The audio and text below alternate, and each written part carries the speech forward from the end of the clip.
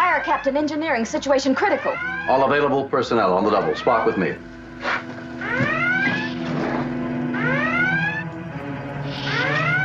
In 1966, Star Trek almost disappeared before it truly began. The first pilot was rejected, the cast was changed, and the show was nearly cancelled more than once.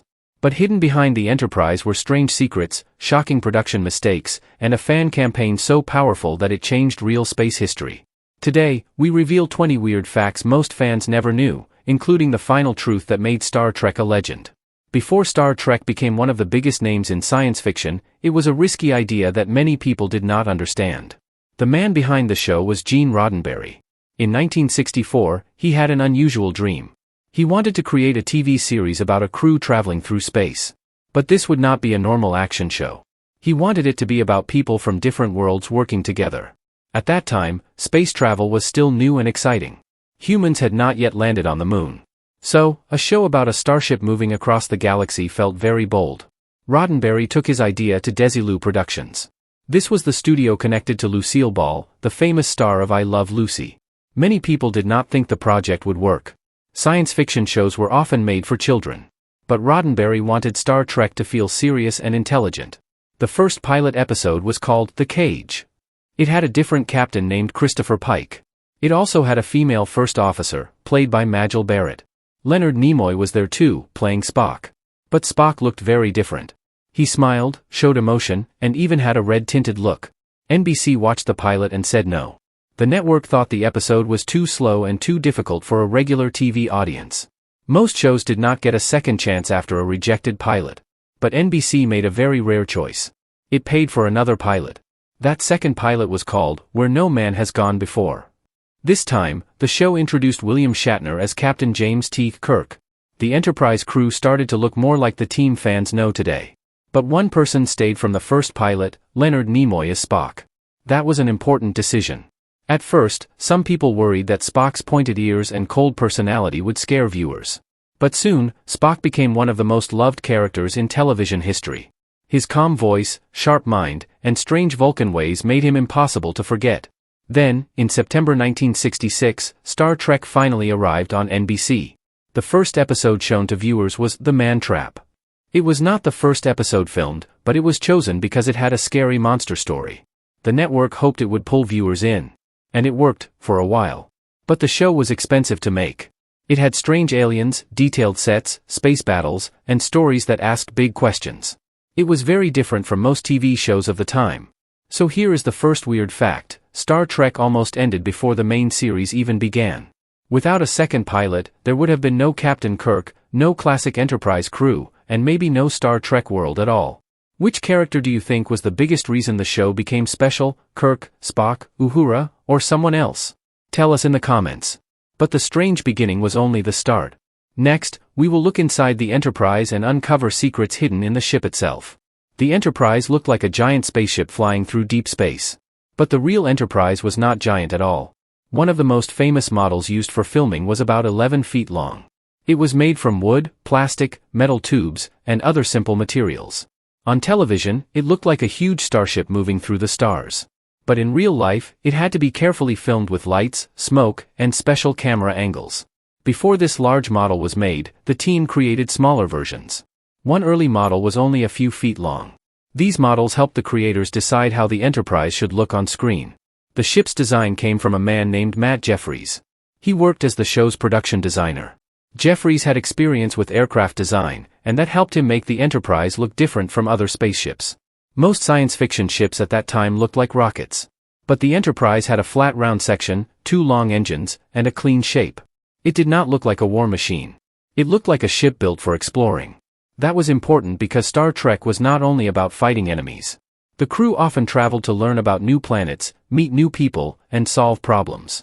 Here is another weird fact: the famous Jeffries tubes inside the ship were named after Matt Jeffries himself. These were the narrow tunnels that crew members crawled through during dangerous moments.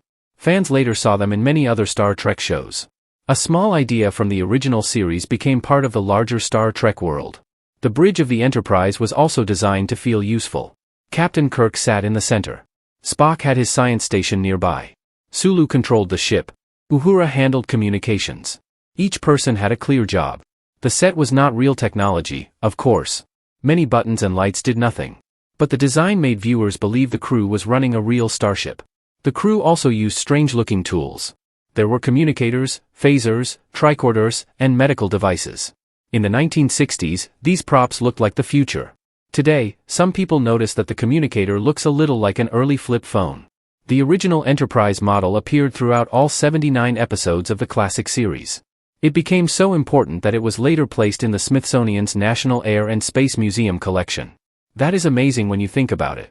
A prop from a TV show now sits near objects connected to real flight and space history. It proves that the Enterprise was more than a model. It became a symbol of hope, discovery, and the idea that people could explore the unknown together. If you enjoy learning secrets behind classic TV shows, please like this video. It helps more viewers discover these stories. But the Enterprise was only one part of the magic. The people chosen to stand on its bridge also changed television in ways that few viewers expected. The Enterprise crew looked like a group of people from the future. But the actors behind those characters had stories that were just as interesting. William Shatner played Captain James T. Kirk. Kirk was brave, bold, and always ready to take a risk. He was the captain, but he was not perfect. He made mistakes, faced fear, and had to make hard choices. That made him feel human. Then there was Leonard Nimoy as Spock. Spock was half human and half Vulcan. This meant he often had a battle inside himself. One side had feelings. The other side believed in logic. That simple idea made Spock very special. But as we learned earlier, Spock almost looked completely different. In the first pilot, he smiled more and showed more emotion. Later, the creators made him calmer and more serious. That change helped create the Spock fans know today. His pointed ears also became famous. The makeup took time, and the ears had to be carefully placed before filming. Over time, they became one of the strongest symbols of Star Trek. Nichelle Nichols played Lieutenant Uhura. She was the Enterprise communications officer. In the 1960s, it was still rare to see a black woman shown as an important officer on a major TV series. Uhura was not just in the background. She worked on the bridge and had an important role in the crew. Her character showed viewers a future where people from different backgrounds could work together. George Takei played Hikaru Sulu, the Enterprise helmsman. Sulu was an Asian American officer on the bridge. Again, this was meaningful for the time. The show showed a crew made up of people from many places on Earth. Later, Walter Koenig joined the cast as Chekhov. He played a young Russian officer. This was during the Cold War, when the United States and the Soviet Union were major rivals. But on the Enterprise, a Russian crew member worked beside an American captain, a Japanese-American helmsman, a black communications officer, and a Vulcan science officer. That was one of the show's biggest messages. In the future imagined by Star Trek, people did not have to stay enemies forever. DeForest Kelley played Dr. Leonard "Bones" McCoy. He was emotional, funny, and often argued with Spock. Their different personalities created many memorable scenes. Spock followed logic. McCoy followed feelings. Kirk often stood between them. This gave the show a strong balance. The captain, the scientist, and the doctor each saw problems in a different way. Another weird fact is that the cast did not always know how important the show would become. At first, it was simply another TV job. Nobody could see the huge future waiting ahead. Today, these characters are remembered around the world. Their uniforms, voices, and famous lines are still copied by fans. If you love classic celebrity and TV documentaries, subscribe to the channel for more untold stories behind the stars. But even with this unforgettable cast, Star Trek faced a serious problem. The network was not sure it wanted the show to survive at all. By the second season, Star Trek had a growing group of loyal fans. They loved the Enterprise crew, the strange planets, and the big ideas in every story. But NBC was looking at something else. The network was looking at ratings. At that time, TV networks cared deeply about how many people watched each week. Star Trek had passionate viewers, but it was not always one of the biggest shows on television. The show was also expensive to make. There were costumes, alien makeup, detailed sets, special effects, and space models. Every episode needed a lot of work. Soon, fans heard that the show might be cancelled. This was a huge shock. Instead of staying quiet, fans decided to act. They began writing letters to NBC. They asked the network to give Star Trek another season. This was unusual for television in the 1960s. Today, fans can post online, use social media, and make videos.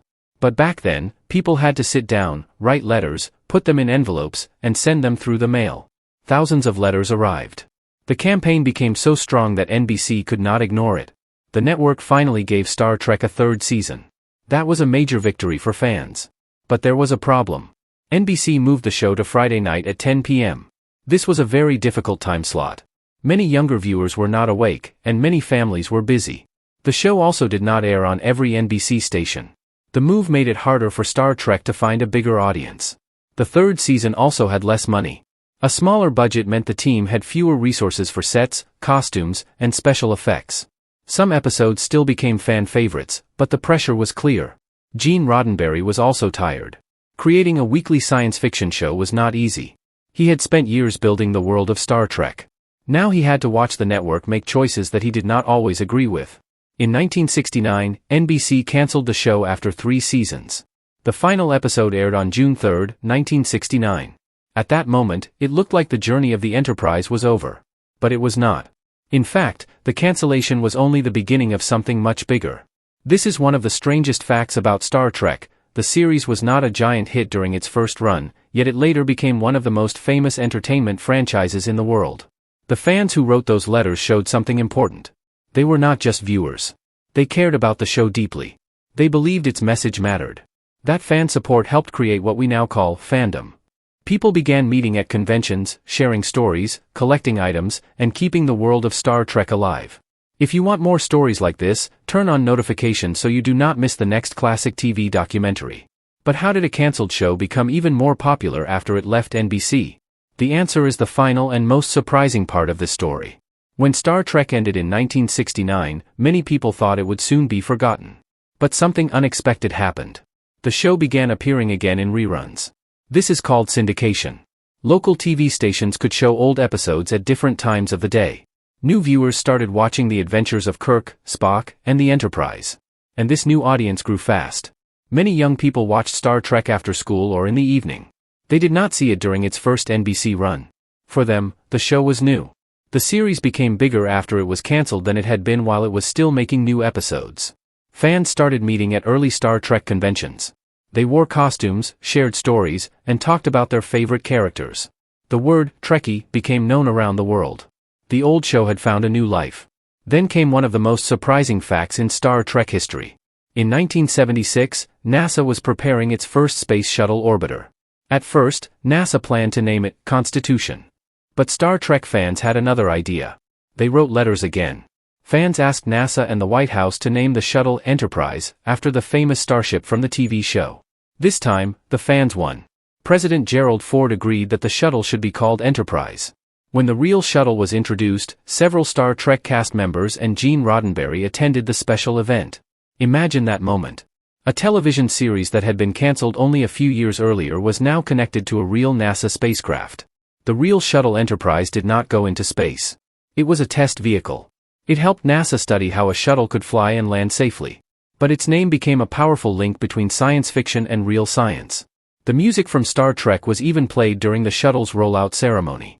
This showed how much the series had changed. It was no longer just an old TV show. It had become part of popular culture and space history. The original Enterprise studio model also became a museum object. It is kept by the Smithsonian's National Air and Space Museum. That small filming prop now represents a big dream, that people can keep exploring, learning, and working together. And that may be the biggest reason Star Trek still matters. The show had strange aliens, simple special effects, and many weird behind-the-scenes stories. But its main idea was hopeful.